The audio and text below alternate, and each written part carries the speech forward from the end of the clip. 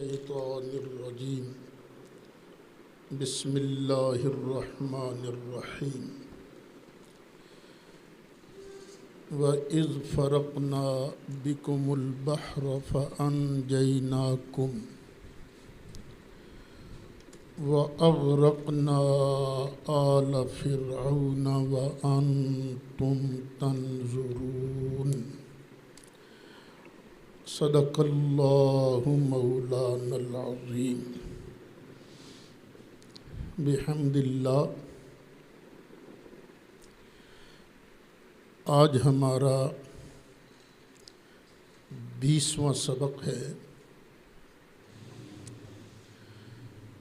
قرآن مجید فرقان حمید یہودیوں کے باپ داداؤں پر اپنے احسانات بیان فرما کر انہیں دعوت اسلام دے رہا ہے۔ فرمایا یہ بھی تو یاد کرو جب ہم نے پھاڑ دیا تھا تمہارے لیے سمندر کو۔ موسیٰ علیہ السلام اپنی قوم کو ساتھ لے کر مصر سے چلے تھے، پیچھے سے فرعون بھی آ گیا تھا، تو آگے سمندر، پیچھے فرعون کا لشکر۔ تو اللہ تعالیٰ نے حکم دیا پیارے موسیٰ سمندر پر اپنا عصا مارو۔ جب عصا مارا تو سمندر پھٹ گیا اور اس میں 12 رستے بن گئے۔ 12 قبیلے تھے موسیٰ علیہ السلام کی قوم کے، بنی اسرائیل کے۔ تو ہر قبیلے نے اپنا اپنا روڈ پکڑا اور سمندر کو پار کر لیا۔ اور جب ہم نے پھاڑا تمہارے لیے سمندر کو، فَأَنْجَيْنَاكُمْ، پھر نجات بخشی ہم نے تم کو۔ پیچھے فرعون کا لشکر بھی انہی رستوں پر چڑھ دوڑا تھا۔ جب عین سمندر کے درمیان میں فرعون اور اس کا لشکر پہنچے، وَأَغْرَقْنَا آلَ فِرْعَوْنَ، اور ہم نے غرق کر دیا تھا فرعون کی آل کو۔ تو یہاں بھی آل سے مراد کون ہیں؟ اس کی پارٹی، اس کی فوج، اس کے سپاہی۔ وَأَنْتُمْ تَنْظُرُونَ، اور تم سب اس وقت خود اپنی آنکھوں سے ان کو ڈوبتے ہوئے دیکھ رہے تھے۔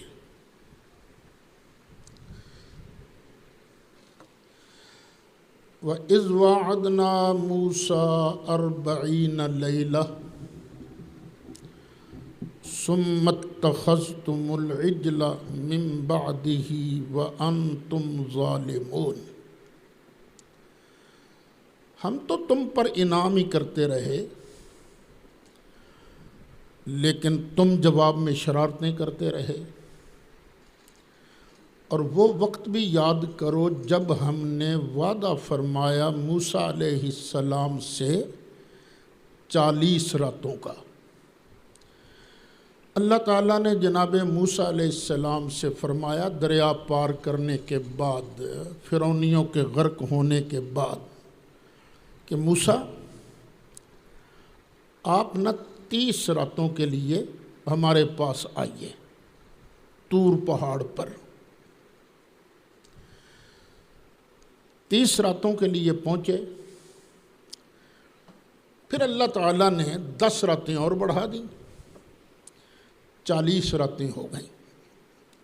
ہم نے موسیٰ علیہ السلام سے 40 رات کا وعدہ فرمایا۔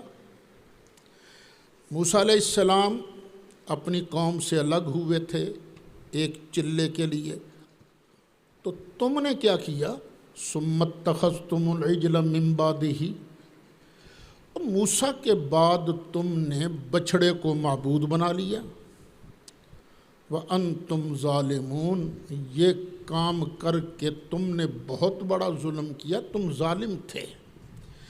یعنی اس سے بڑا ظلم کیا ہوگا کہ وہ اللہ جس نے زمین بنائی، جس نے آسمان بنایا، جس نے زمین کے اندر پانی جاری کیا، زمین سے اناج پیدا کیا، پھل پیدا کیے، طرح طرح کی آرام کی چیزیں پیدا کی، اس سچے خدا کے مقابلہ میں اپنے ہاتھوں سے گھڑ کر بچھڑے کو معبود بنا لیا۔ یہ کتنا بڑا ظلم تھا تمہارا۔ لیکن پھر بھی ہماری مہربانی دیکھو، ثم عفونا عنکم من بعد ذالک، پھر ہم نے تمہیں اس کے بعد بھی معاف فرما دیا تھا۔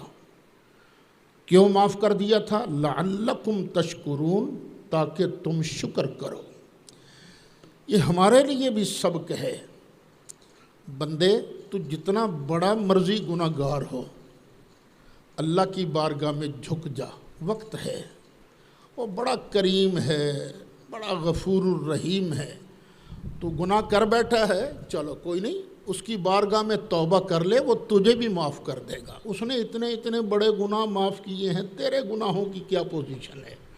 تو بندے کو ہر وقت اللہ کی بارگاہ میں، اللہ کی بارگاہ کی طرف رجوع کرنا چاہیے۔ وَإِذْ آتَيْنَا مُوسَى الْكِتَابَ وَالْفُرْقَانَ لَعَلَّكُمْ تَهْتَدُونَ، اور وہ وقت بھی یاد کرو جب ہم نے دی موسیٰ کو کتاب۔ یہ کتاب کون سی تھی؟ تورات۔ والفرقان، اور ہم نے دی موسیٰ کو فرقان، حق اور باطل میں فرق کر دینے والی چیز۔ کتاب کو بھی فرقان کہا گیا ہے۔ تبارک الذی نزل الفرقان علی عبدہ لیکون للعالمین نذیرا، یہاں کتاب کو فرقان کہا گیا ہے۔ تو اگر یہاں سے مراد کتاب ہو تو وہ تفسیری مانی جائے گی۔ فرقان سے مراد وہ معجزات بھی ہیں جو اللہ نے حق اور باطل میں تمیز کے لیے جناب موسیٰ کو عطا فرمائے تھے۔ ان کی تفصیل آگے آئے گی، کون کون سے معجزات اللہ نے جناب موسیٰ علیہ السلام کو دیے تھے۔ لعلکم تہتدون، یہ کتاب اور فرقان ہم نے جناب موسیٰ کو دیے کیوں تھے؟ تاکہ تم کتاب پر عمل کر کے فرقان دیکھ کر تم ہدایت پا جاؤ۔ وَإِذْ قَالَ مُوسَىٰ لِقَوْمِهِ، اور یاد کرو جب کہا جناب موسیٰ نے اپنی قوم سے، یا قوم انکم ظلمتم انفسکم، اے میری قوم بے شک تم نے ظلم کیا ہے اپنی جانوں پر۔ کس طرح ظلم کیا ہے؟ باتخاذکم العجل، بچھڑے کو بنانے کی وجہ سے۔ بچھڑے کو کیا بنایا؟ معبود۔ بچھڑے کو معبود بنا کر تم نے اپنی جانوں پر بڑا ظلم کیا ہے۔ اب کیا کرو؟ فتوبوا الی بارئکم، تو اب طریقہ ایک ہی ہے کہ اپنے پروردگار کی طرف تم رجوع کرو۔ معافی کی کیا صورت ہے؟ فَاقْتُلُوا أَنفُسَكُمْ، تو اپنوں کو قتل کر ڈالو، قتل کر ڈالو اپنوں کو۔ جن لوگوں نے بچھڑے کی پوجا کی تھی وہ قتل کے لیے پیش ہو جائیں، اور جنہوں نے پوجا نہیں کی تھی وہ ان کو قتل کریں۔ مفسرین نے اور بھی کچھ لکھا ہے، ذالکم خیر لکم عند بارئکم، یہی بات تمہارے لیے بہتر ہے تمہارے پروردگار کے نزدیک۔ تم اپنے آپ کو قتل کے لیے پیش کر دو تو اللہ کو یہ بات بڑی پسند ہے۔ فتاب علیکم، پھر اللہ نے تمہاری توبہ کو قبول فرما لیا۔ انہ هو التواب الرحیم، بے شک وہ توبہ قبول فرمانے والا، رحم فرمانے والا ہے۔ یہودیوں کی شرارتیں اسی پر بس نہیں تھیں، ایک شرارت اور کی انہوں نے۔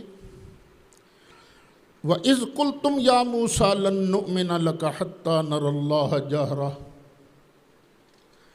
موسیٰ علیہ السلام فرماتے تھے اللہ نے مجھے یہ کہا ہے، اللہ نے مجھے یہ کہا ہے، تو کہتے تھے نہیں، اور جب تم نے کہا اے موسیٰ ہم ہرگز تیری بات کا اعتبار نہیں کریں گے کہ اللہ نے تجھ سے یہ کہا ہے، حتیٰ نَرَى اللَّهَ جَهْرَةً، یہاں تک کہ ہم اعلانیہ سامنے خدا کو نہ دیکھ لیں، جب تک ہم اللہ کو دیکھ نہ لیں، اللہ ہمیں خود نہ کہے، ہم نہیں مانیں گے۔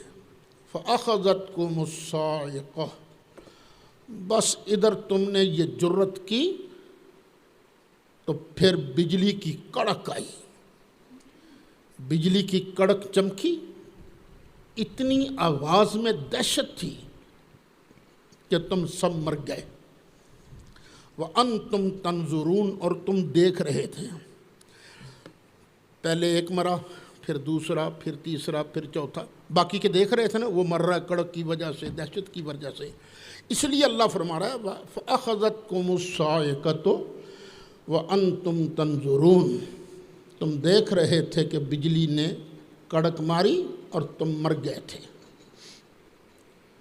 جناب موسیٰ علیہ السلام نے جب دیکھا کہ یہ مر گئے ہیں تو اللہ کی بارگاہ میں فریاد کی، رب العالمین تیری مہربانی زندہ کر دے، اگر یہ میرے ساتھ واپس نہ گئے تو باقی کی قوم شور مچائے گی کہ پتہ نہیں موسیٰ نے کس طرح ان کو مار دیا ہے، تو مہربانی کر دے۔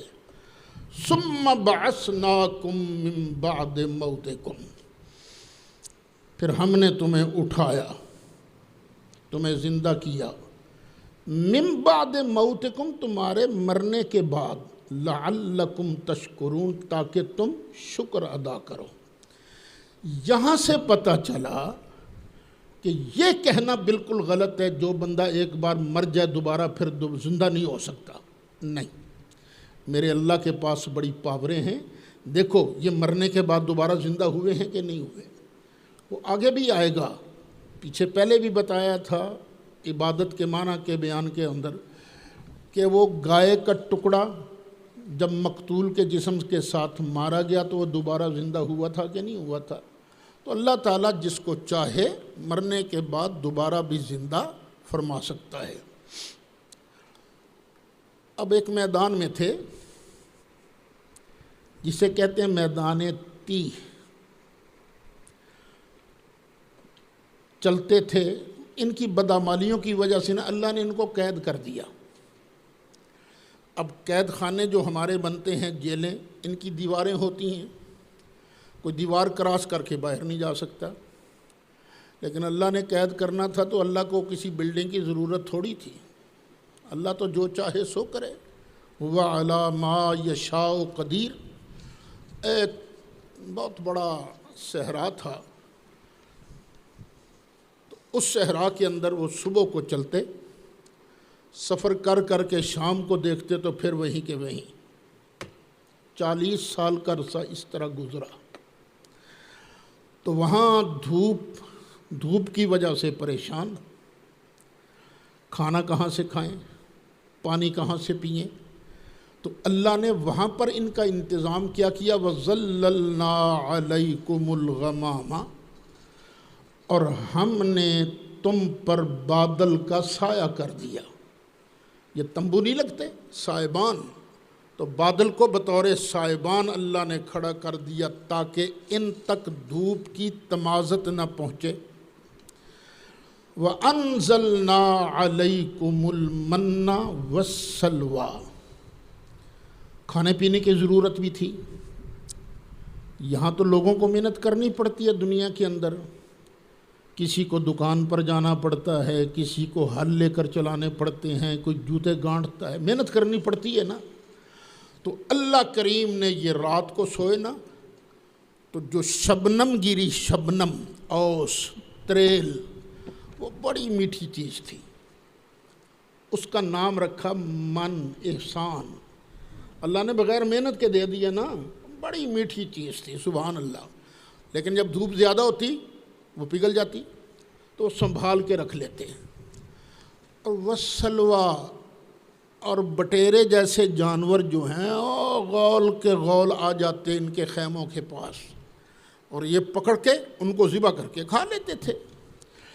اللہ تعالیٰ نے، اللہ فرماتا ہے ہم نے تم پر من بھی اتارا، سلوہ بھی اتارا۔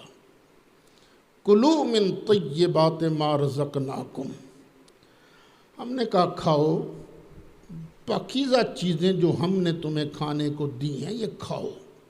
یہ من بھی پاک ہے، سلوہ بھی پاک ہے، کھاؤ۔ لیکن انہوں نے کرنا کیا شروع کیا؟ فطرتاً انسان لالچی ہے نا، انہوں نے سٹاک کرنا شروع کر دیا، انہوں جمع کرو پھر اوکھے ویلے کام آئے گا۔ اللہ تو دے رہا تھا روز ہی، لیکن وہ جہاں سٹاک کرتے بدبو آنی شروع ہو جاتی، خراب ہو جاتا وہ مال۔ اللہ فرماتا ہے وما ظلمونا، انہوں نے ہمارا تو کچھ نہیں بگاڑا، ہم پر تو کوئی ظلم نہیں کیا، ہمارا کیا بگاڑ سکتے ہیں؟ وَلَٰكِن كَانُوا أَنفُسَهُمْ يَظْلِمُونَ، انہوں نے خود اپنے آپ کا بیڑا غرق کیا ہے، اپنے آپ پر انہوں نے ظلم کیا ہے۔ 40 سال تک وہاں رہے، پھر ترلا کیا اللہ کی بارگاہ میں، منت کی اللہ کی بارگاہ میں، رب العالمین یہاں سے ہماری جان چھڑا۔ تو اب اللہ تعالیٰ نے ارشاد فرمایا وَإِذْ قُلْنَا ادْخُلُوا هَٰذِهِ الْقَرْيَةَ، اور یاد کرو جب ہم نے فرمایا تھا اس بستی میں داخل ہو جاؤ۔ ایک بستی تھی وہاں، اب کیا ضرورت ہے تفتیش کرنے کی کون سی بستی تھی کوئی بستی، داخل ہو جاؤ۔ فَكُلُوا مِنْهَا حَيْثُ شِئْتُمْ رَغَدًا، اور جہاں سے بھی چاہتے ہو نا بغیر روک ٹوک کے کھاؤ، فراوانی کے ساتھ کھاؤ۔ لیکن ایک بات یاد رکھنا، ہم تمہیں اس قید سے دیتے ہیں نجات۔ اب تم نے اس شہر کے دروازے سے داخل ہونا ہے نا تو سجدہ کرتے ہوئے جانا ہے۔ وَادْخُلُوا الْبَابَ سُجَّدًا، دروازے سے داخل ہونا ہے سجدہ کرتے ہوئے۔ بعض نے ترجمہ کیا ہے جھکتے ہوئے، یعنی اکڑ کے نہیں جانا، سجدہ کرتے ہوئے جانا ہے۔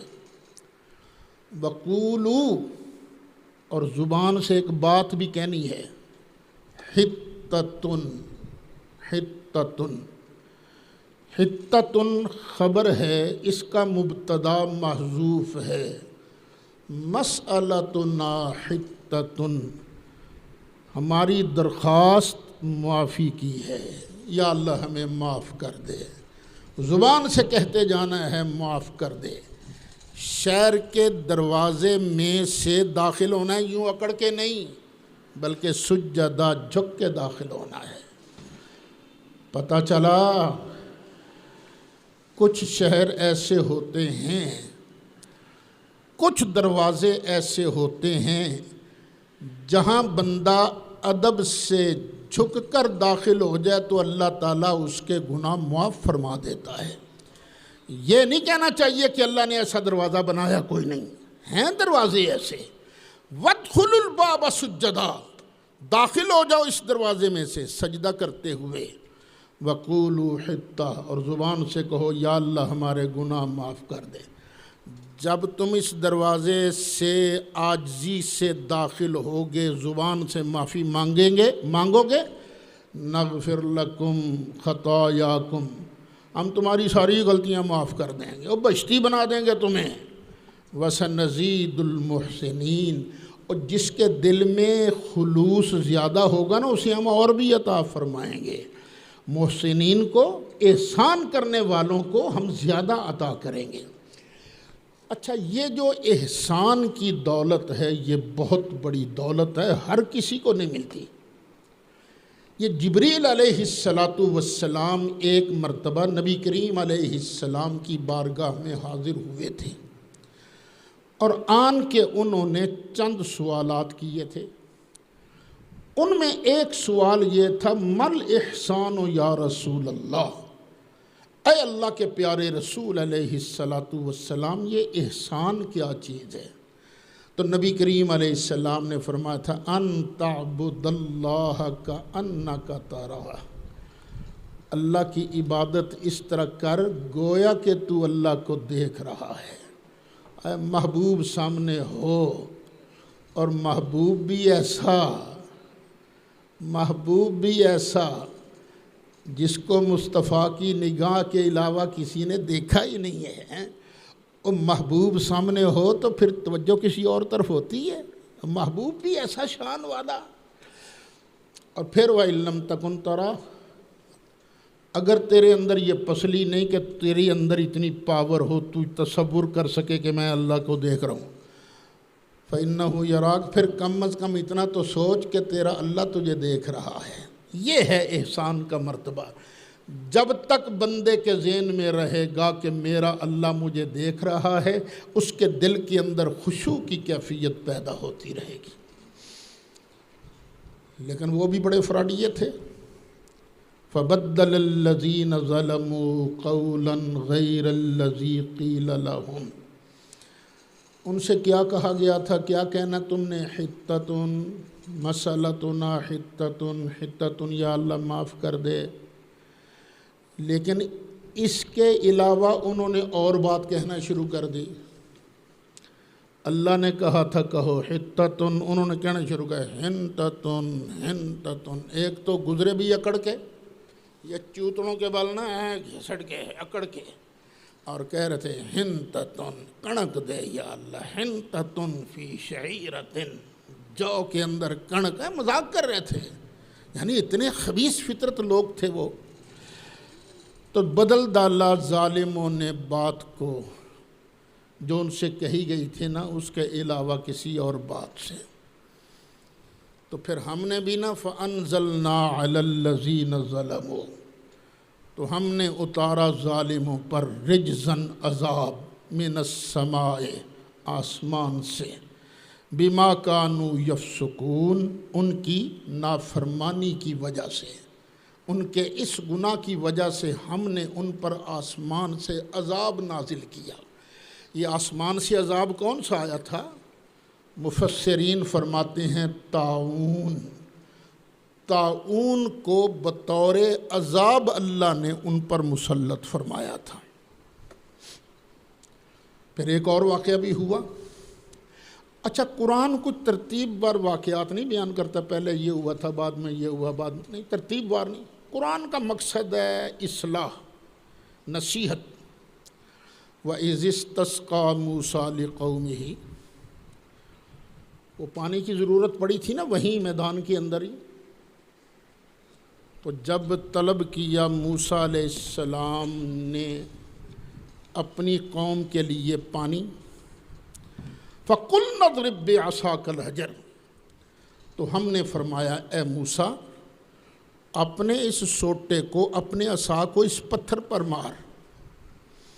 موسیٰ علیہ السلام نے اس پتھر پر اپنا عصا مارا، فَانْفَجَرَتْ مِنْهُ اثْنَتَا عَشْرَةَ عَيْنًا، تو 12 چشمے پھوٹ پڑے۔ 12، یہ 12 چشمے کیوں پھوٹے؟ وہ برادریاں بھی تو 12 تھیں نا، قبیلے بھی تو 12 تھے نا۔ قَدْ عَلِمَ كُلُّ أُنَاسٍ مَشْرَبَهُمْ، پھر جان لیا ہر گروپ نے اپنا گھاٹ، ہر کسی نے کہا بھئی یہاں سے ہم نے پانی لینا ہے۔ اللہ فرماتا کُلُوا وَاشْرَبُوا مِن رِزْقِ اللہ، کھاؤ پیو اللہ کا رزق، یہ اللہ نے دیا ہے، کھاؤ پیو۔ یہ بات یاد رکھنا، بات ایک کڑوی لگا ہوں کرنے، رزق کون دیتا ہے؟ اللہ، اللہ دیتا ہے، باقی اس کی مخلوق وسیلہ بنتی ہے، دیتا اصل میں کون ہے؟ اللہ۔ یہ بات بار بار ذہن نشین کرانی پڑتی ہے کہ مخلوق کو وسیلہ سمجھنا ہے، دینے والا ہے اللہ۔ کئی میں نے ساتھیوں کو پوچھا، دیکھا جی میرے لجپال نے مجھے بہت کچھ دیتا ہے جی، اللہ کا نام ہی نہیں لینا۔ نہیں بھائی، اگر تمہیں لجپال دیتا کیا ہے، وہ تو لیتا ہی ہے نا۔ اکثر پیر نذرانی لیتے ہیں نا، دیتے تو کچھ نہیں ہے نا بھئی۔ لجپال نے چلو دعا کر دی، لیکن دینے والا تو اللہ ہے نا۔ اللہ کو خالق ماننا ہے، اللہ کو رازق ماننا ہے، دیتا وہی ہے، کھلاتا وہی ہے، باقی مخلوق کو وہ اپنا وسیلہ بناتا ہے۔ ہاں ہم کہتے ہیں ہمیں سرکار کے وسیلے سے ملتا ہے۔ کیا مطلب ہے اس کا؟ واللہ یوتی انما انا قاسم، دیتا اللہ ہے، میں تو آگے تقسیم فرماتا ہوں۔ یہ ذہن میں رہنا چاہیے، ہر آن ہر گھڑی مسلمان کے لاشعور میں بھی ہونا چاہیے کہ ہمیں دینے والا اصل میں کون ہے؟ اللہ۔ کلوا واشربوا من رزق اللہ، اللہ کے رزق سے کھاؤ بھی پیو بھی۔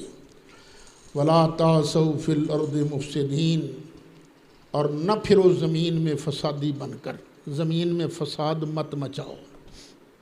یہ یہودیوں کی فطرت ہے فساد کرنا، تو یہ اللہ تعالیٰ انہیں تنبیہ کر رہا ہے کہ دیکھو تمہاری وجہ سے، تمہارے باپ دادوں کی وجہ سے کتنی پھٹکار تم پر، ہم نے کتنی نعمتیں دیں، لیکن تم نے آگے، تمہارے باپ دادوں نے آگے کیا کیا۔ جناب موسیٰ علیہ السلام نے پتھر پر مارا سوٹا، تو پتھر سے کتنے چشمے پھوٹے؟ 12۔ پتھروں سے پانی نکلا کرتا ہے، لیکن یہاں سے پانی نہیں نکلا کرتا، یہاں سے پانی نہیں نکلا کرتا۔ وہ موسیٰ علیہ السلام کا معجزہ ہے، اور یہ میرے مصطفیٰ علیہ السلام کا معجزہ ہے۔ انگلیاں ہیں فیض پر ٹوٹے ہیں پیاسے جھوم کر، انگلیاں ہیں فیض پر ٹوٹے ہیں پیاسے جھوم کر، ندیاں پنجاب رحمت کی ہیں جاری، واہ واہ۔ اچھا، اب ان کو روز ملتا تھا من بھی، سلوہ بھی، پینے کے لیے بڑا شاندار پانی۔ وَإِذْ قُلْتُمْ يَا مُوسَىٰ، اور یاد کرو جب تم نے کہا تھا اے موسیٰ، لَن نَّصْبِرَ عَلَىٰ طَعَامٍ وَاحِدٍ، روز اکو طرح دی روٹی سانوں نہیں وارا کھاندی، روز ہی ککڑ، روز ہی بٹیرے، صبح بٹیرے، رات بٹیرے، نہیں، ہم تو اور چیزیں کھانا چاہتے ہیں، ہم ہرگز نہیں صبر کریں گے ایک ہی کھانے پر۔ فَادْعُ لَنَا، تو دعا فرمائیے ہمارے لیے، ربک، اپنے رب سے، اپنے رب سے دعا کیجئے، یخرج لنا، کہ نکالے ہمارے لیے، مما تنبت الارض، زمین جو کچھ اگاتی ہے نا اس میں سے نا ہمارے لیے بھی نکالے۔ کیا نکالے؟ من بقلہا، کوئی سبزی، ساگ سبزی، وقصائہا، اور ککڑی، اے کھیرے، تراں، وفومہا، کو کنک شنک گندم، وعدسہا، مسر شسر مسور، وبصلہا، تے وصل، ہمارے ہیں نا کئی علاقوں میں پیاز کو کیا کہتے ہیں؟ وصل، اور عربی میں کیا کہتے ہیں؟ بصل، تو شاید وہ اسی سے لفظ نکلا وصل۔ یا اللہ سانوں نہ کوئی سبزی، کوئی ککڑی، کوئی کنک، کوئی مسر، کوئی پیاز، یہ ہمیں ملے۔ قَالَ تَسْتَبْدِلُونَ الَّذِي هُوَ أَدْنَىٰ بِالَّذِي هُوَ خَيْرٌ، فرمایا تم اعلیٰ چیز کے بدلے ادنا چیز لینا چاہتے ہو؟ کوئی پاگل ہی ہوگا نا جو سودا کرے گا، اعلیٰ دیوے اور ادنا لیوے۔ اچھا اگر یہی بات ہے تو اہبطوا مصر، چلو شہر میں اترو، چلو شہر میں چلے جاؤ۔ فَإِنَّ لَكُمْ مَا سَأَلْتُمْ، یہ جو تم نے مانگا ہے نا، بے شک تمہارے لیے وہ ہے جو تم نے مانگا ہے۔ وَبَاءُوا بِغَضَبٍ مِّنَ اللَّهِ، لیکن اس طرح کی حرکتیں کر کے وہ اللہ کا غضب لے کر لوٹے، اللہ کو ناراض کر کے لوٹے۔ ذَلِكَ بِأَنَّهُمْ كَانُوا يَكْفُرُونَ بِآيَاتِ اللَّهِ، یہ اللہ ان پر ناراض کیوں ہوا؟ اس لیے کہ وہ اللہ کی آیتوں کا انکار کرتے تھے۔ وَيَقْتُلُونَ النَّبِيِّينَ بِغَيْرِ الْحَقِّ، اور یہ خبیث نبیوں کو قتل کر دیتے تھے ناحق، کوئی جرم نہیں ہوتا تھا نبیوں کا، نبیوں کو قتل کر دیتے تھے۔ ذَلِكَ بِمَا عَصَوْا وَكَانُوا يَعْتَدُونَ، یہ بدلہ تھا ان کی نافرمانیوں کا اور حد سے بڑھ جانے کا، حد سے بڑھ جانے کا۔ اب یہ اللہ تعالیٰ ان کی خباثتیں، ان کی شرارتیں بھی بیان کر رہا ہے، پھر بھی ان پر اپنی نوازشات کا ذکر بھی کر رہا ہے۔ اب دھیان سے میری بات کو سننا جو میں لگا ہوں کرنے۔ یہاں ایک سوال پیدا ہو سکتا تھا کہ ان یہودیوں میں کچھ نیک لوگ بھی تو ہوں گے نا، جو اپنی کتاب پر عمل کرتے ہوں گے، تو کیا وہ بھی اللہ کا غضب لے کر لوٹے؟ کیا ان سے بھی اللہ ناراض ہوا؟ تو اب اللہ نے ارشاد فرمایا، یہ بات میری ذہن میں رکھ کر آگے ترجمہ سننا ہے۔ ان الذین آمنوا، جو لوگ پکے ایمان لائے تھے نا اس وقت، والذین ہادوا، اور جو اس وقت سچے یہودی تھے وہ بھی، والنصارى، اور جو اس وقت سچے عیسائی تھے، والصابئین، اور جو اس وقت صابی تھے۔ صابی یہ بھی ایک فرقہ تھا جو اللہ کو مانتا تھا، بعد میں ان کے عقائد میں گڑبڑ ہو گئی، پھر وہ ستارہ پرست بھی بن گئے، آتش پرست بھی بن گئے۔ اور سنو، بے شک وہ لوگ جو ایمان لائے تھے نا، اور جو اس وقت سچے یہودی تھے، جو سچے عیسائی تھے، اور جو اس وقت سچے تھے نا وہ اپنے مذہب پر، من آمن باللہ، جو بھی ان میں اللہ پر ایمان لایا، والیوم الآخر، اور قیامت کے دن پر ایمان لایا، وعمل صالحا، اور اچھے کام کیے، فلہم اجرہم عند ربہم، تو ان کا اجر ان کے رب کے پاس ہے، ولا خوف علیہم ولا ہم یحزنون، نہ ان پر خوف ہے نہ ان پر کوئی غم ہوگا۔ اچھا، اس بات کو ذہن میں رکھ لیں، جس طرح میں نے بیان کیا تو سوال ہی کوئی نہیں پیدا ہوتا، وگرنہ لوگ سوال کرتے ہیں۔ مجھے یاد ہے میں چھوٹا سا تھا، بس میں سفر کر رہا تھا، بھکی سے منڈی بہاؤالدین کی طرف جا رہا تھا میں۔ وہ سیٹ تھی 3 آدمیوں والی جس پر میں بیٹھا تھا، اور میرے ساتھ میں درمیان میں تھا۔ وہ کھڑکی والی سائڈ پر ایک آدمی بیٹھا تھا، اس نے گپیں شروع کر دیں۔ وہ کہنے لگا، مولوی میرے کسے گل دا جواب ہی نہیں دے سکتے، نبی پر ایمان لانا ضروری کوئی نہیں ہے۔ اس نے یہی آیت پڑھی، ایماندار ہو، یہودی ہو، عیسائی ہو، صابی ہو، بس اللہ کو مانے اور قیامت کے دن کو مانے، بس اچھے کام کرے، جنت میں چلا جائے گا۔ رسول اللہ کو ماننا کہاں ضروری ہوا؟ بس اللہ تعالیٰ نے مہربانی فرمائی، میری عمر اس وقت ہوگی، شادی نہیں ہوئی تھی ابھی میری، 18 سال کی عمر میں میری شادی ہو، 15 سال کا ہوں گا، 16 سال کا ہوں گا۔ میں نے کہا ذرا پھر پڑھنا اللہ نے کیا کہا ہے۔ اے جی، یہودی ہو یا عیسائی ہو، جو بھی ہو، بس اللہ کو مانے۔ میں نے کہا ٹھہر جا، اللہ کو کیا مانے؟ صرف اللہ کو ماننا ہے، جنہوں کیا مانے؟ جی اللہ کو اللہ مانے۔ میں نے کیا مانے اللہ کو؟ میں نے کہا دیکھ، اللہ کہتا ہے قل هو اللہ احد اللہ الصمد لم یلد ولم یولد ولم یکن لہ کفوا احد۔ یہ مانے کہ اللہ کا بیٹا کوئی نہیں، اور یہودیوں کا دعویٰ کیا ہے؟ وَقَالَتِ الْيَهُودُ عُزَيْرٌ ابْنُ اللَّهِ، یہودی کہتے ہیں عزیر اللہ کا بیٹا ہے۔ جب اس نے اللہ کو لم یلد مانا تو پھر اپنا عقیدہ تو چھوڑ دیا نا، پھر وہ یہودی تھوڑی رہا۔ اسی طرح عیسائی کیا کہتے ہیں؟ المسیح ابن اللہ، کہ مسیح اللہ کا بیٹا ہے۔ تو جب انہوں نے اللہ کو لم یلد مان لیا کہ اللہ کا کوئی بیٹا نہیں ہے تو پھر عیسائی تو نہ رہے نا۔ پھر اللہ تعالیٰ نے مہربانی کی، مجھے تازہ اس وقت پڑھا تھا چھٹا پارہ، نکالو چھٹا پارہ، آیت نمبر 3، چھٹا پارہ کی آیت نمبر 3، ویسے سورت کی آیت نمبر 150۔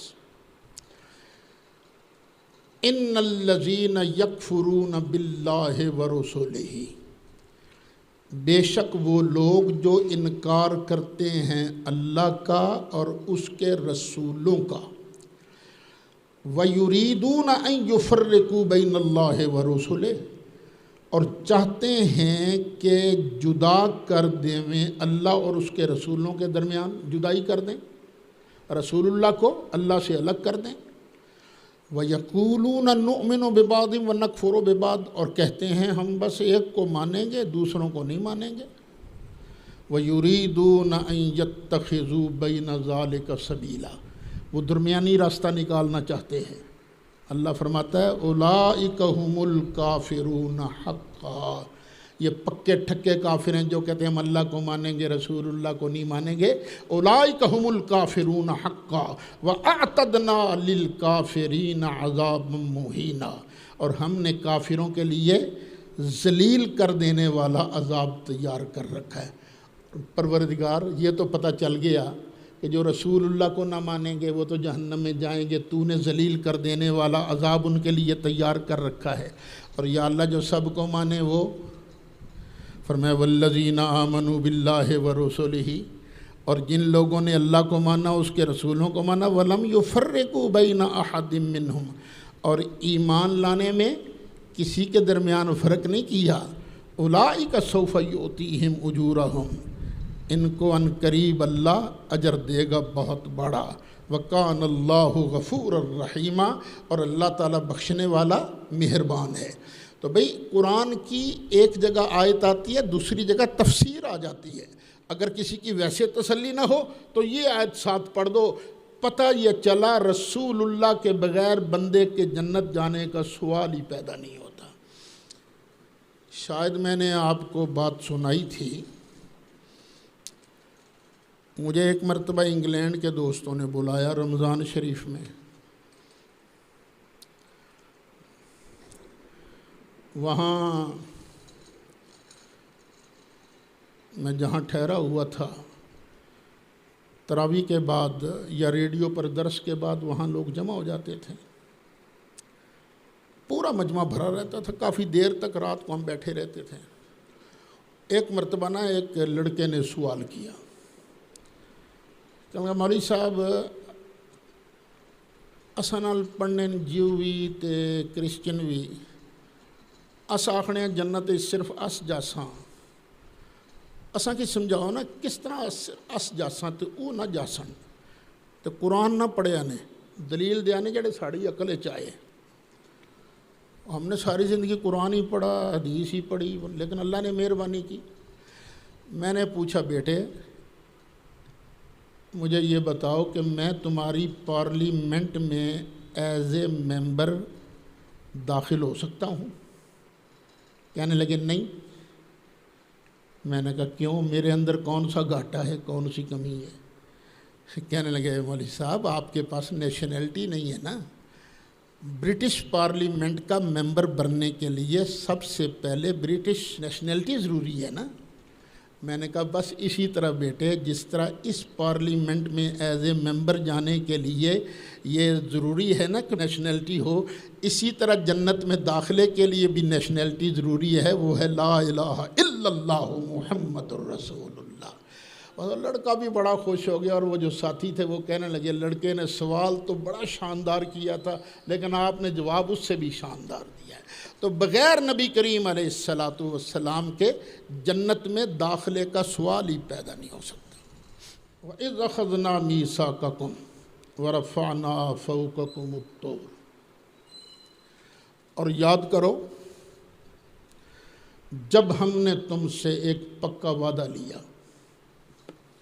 یہ کتاب ہے تورات، اس پر عمل کرو گے، نہیں سوکھے سوکھے کام کر لیا کریں گے، اوکھے اوکھے نہیں ہوندے ساڈے کولوں۔ انہوں نے برملا جواب دے دیا۔ تو ہم نے بھی نہ پھر ان کو منوایا کس طرح؟ وَرَفَعْنَا فَوْقَكُمُ الطُّورَ، ہم نے ان کے اوپر طور کو اکھیڑ کرنا اوپر کھڑا کر دیا، منو نہیں تے آیا جے تواڈے اُتے، فٹ سجدے میں گر گئے۔ اب سجدے میں گرے کیسے؟ سجدہ تو ہے نا ایسے، آنکھوں سے آنسو جاری ہوتے، رو رو کے کہتے یا اللہ معاف کر دے، لیکن انہوں نے سجدہ بھی کیا تو کیسے؟ کانی آنکھ سے دیکھ بھی رہے تھے کسی ڈگدا تو نہیں پیا۔ وَرَفَعْنَا فَوْقَكُمُ الطُّورَ خُذُوا مَا آتَيْنَاكُمْ بِقُوَّةٍ، لو جو ہم نے تمہیں دیا ہے پوری مضبوطی کے ساتھ، جو ہم نے کتاب دیا نا اس کو پوری مضبوطی کے ساتھ تھام لو۔ وَاذْكُرُوا مَا فِيهِ، اور جو کچھ اس کتاب کے اندر ہے اس کو یاد کرو، لَعَلَّكُمْ تَتَّقُونَ، تاکہ تم پرہیزگار بن جاؤ۔ ثُمَّ تَوَلَّيْتُم مِّن بَعْدِ ذَلِكَ، پھر تم اس کے بعد پھر گئے، مکر گئے تم۔ فَلَوْلَا فَضْلُ اللَّهِ عَلَيْكُمْ وَرَحْمَتُهُ، پھر اگر تم پر اللہ کا فضل نہ ہوتا، اللہ کی رحمت نہ ہوتی، لَكُنْتُم مِّنَ الْخَاسِرِينَ، تو تم گھاٹا پانے والوں میں سے ہو جاتے۔ یہ یہودیوں کی شرارتیں اللہ بیان فرما رہا ہے۔ ہمیں بھی سبق یہ ملا ہے کہ ہم بھی ہر آن یہودیوں سے ہوشیار رہیں،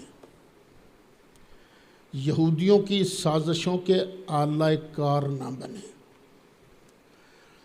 یہودیوں کی سازش ہے کہ مسلمان آپس میں لڑتے رہیں، تاکہ اکٹھے ہو کر ہم سے لڑنے کی بجائے اپنی توانائیاں آپس کے اندر ہی ضائع کرتے رہیں۔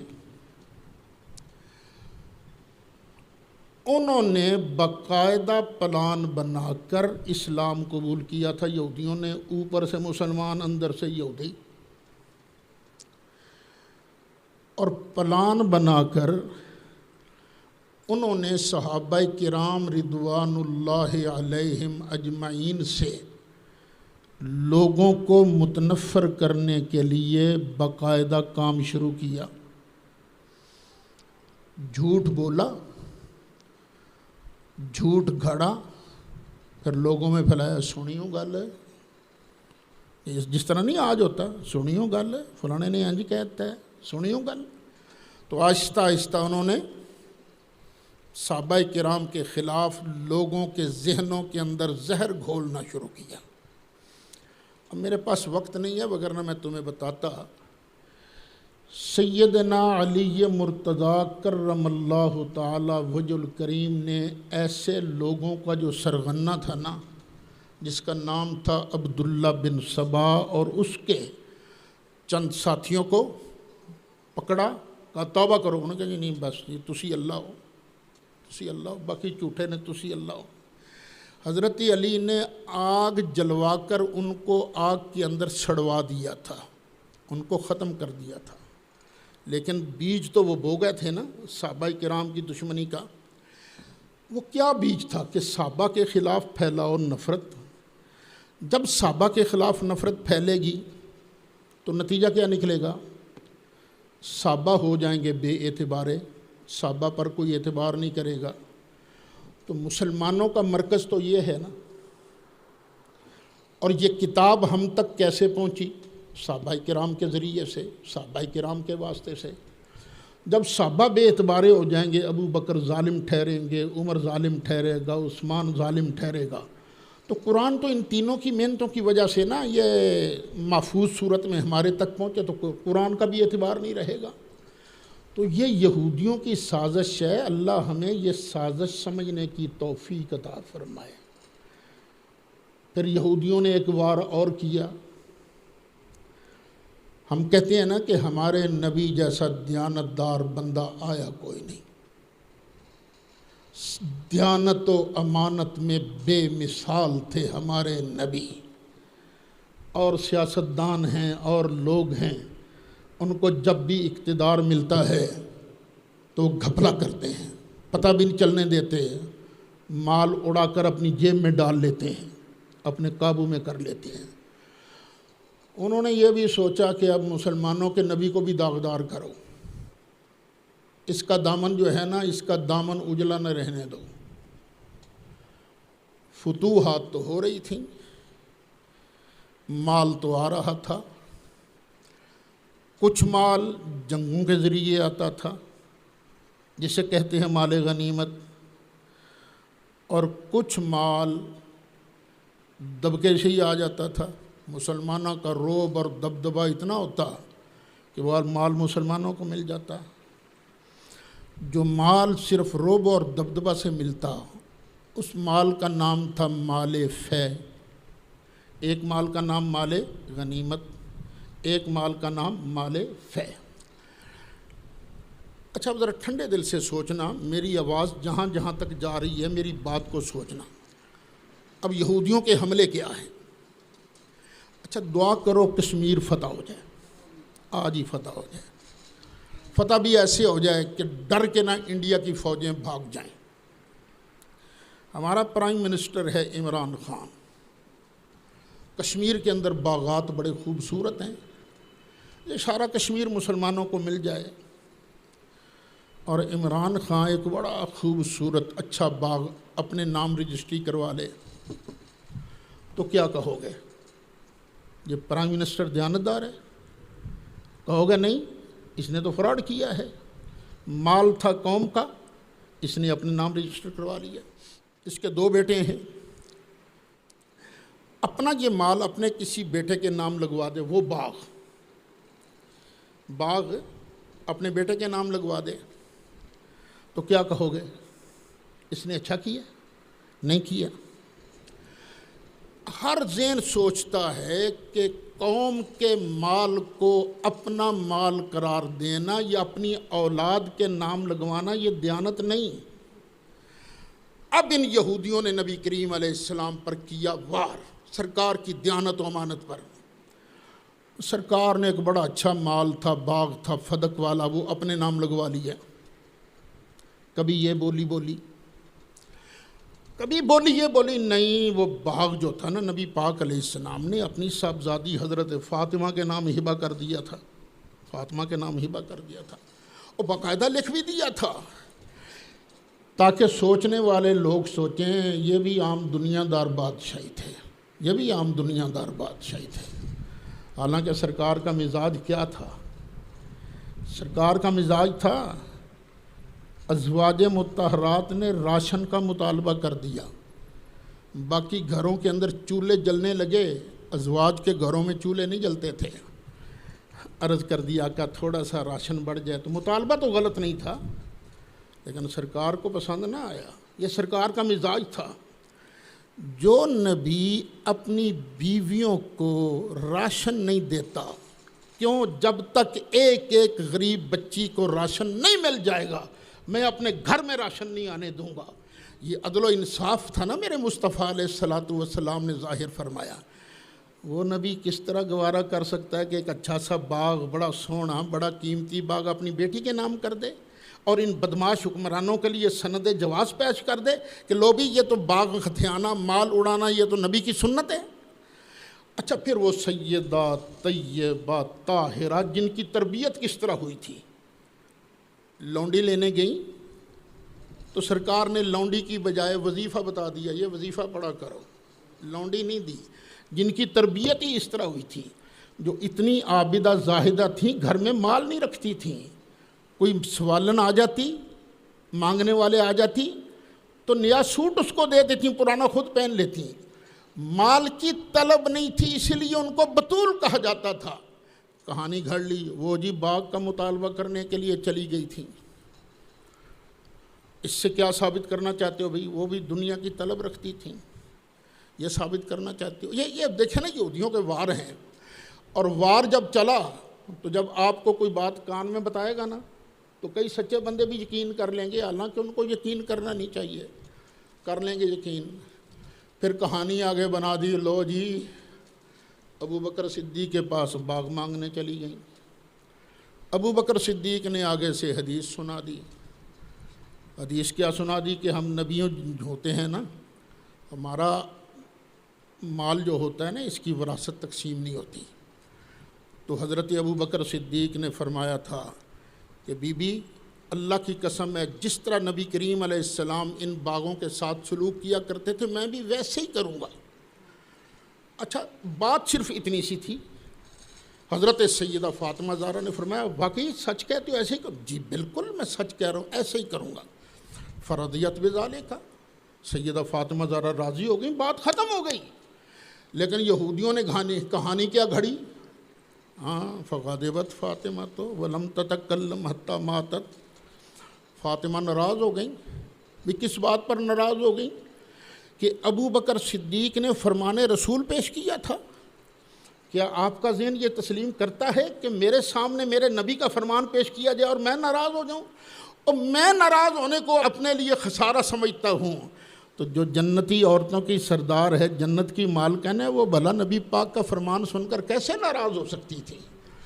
قرآن فرماتا ہے فَلَا وَرَبِّكَ لَا يُؤْمِنُونَ حَتَّى يُحَكِّمُوكَ فِي مَا شَجَرَ بَيْنَهُمْ ثُمَّ لَا يَجِدُوا فِي أَنفُسِهِمْ حَرَجًا مِّمَّا قَضَيْتَ وَيُسَلِّمُوا تَسْلِيمًا۔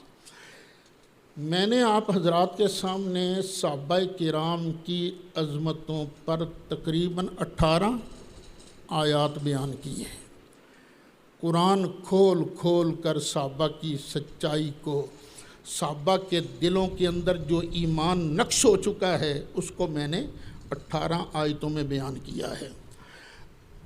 اب کوئی ذاکر، کوئی مشٹنڈا اگر صحابہ کرام کو گالیاں دیں تو ہم تو جواب میں گالی نہیں دے سکتے نا کسی کو، ہم تو قرآن ہی پڑھیں گے۔ تیرا کام ہے گالی دینا، ہمارا کام ہے قرآن پڑھ کر ابو بکر کی عظمتوں کو بیان کرنا۔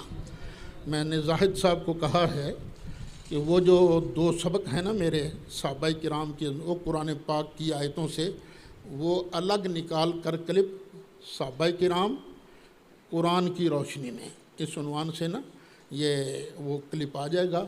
تو جو لوگ دین کو سمجھنا چاہتے ہیں ان سے میری گزارش ہے، اور جو گالم گلوچ سننا چاہتے ہیں ان کی مرضی، جو چاہیں کریں، ان کا کام ان کے ساتھ، ہمارا کام ہمارے ساتھ۔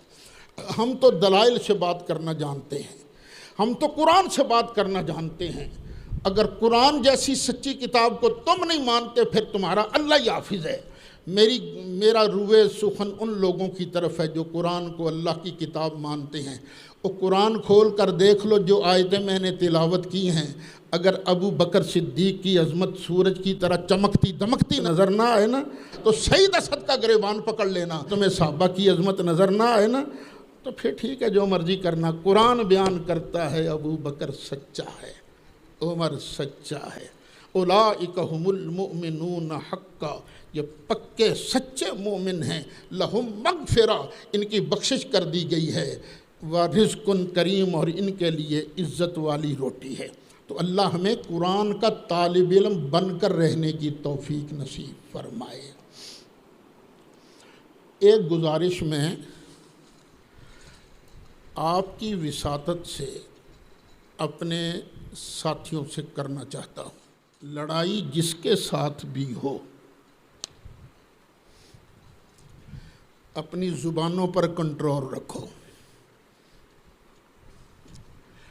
یہ جو زبانوں پر کنٹرول نہیں رہا، اس کا بہت زیادہ نقصان ہوا ہے اور ہو رہا ہے۔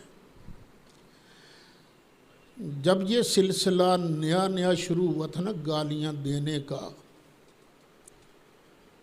اور پھر گالیاں دینے کو قرآن اور سنت کا رستہ قرار دیا گیا تھا، تو اس وقت کتنے سال ہو گئے ہوں گے؟ 6-7 سال ہو گئے ہیں۔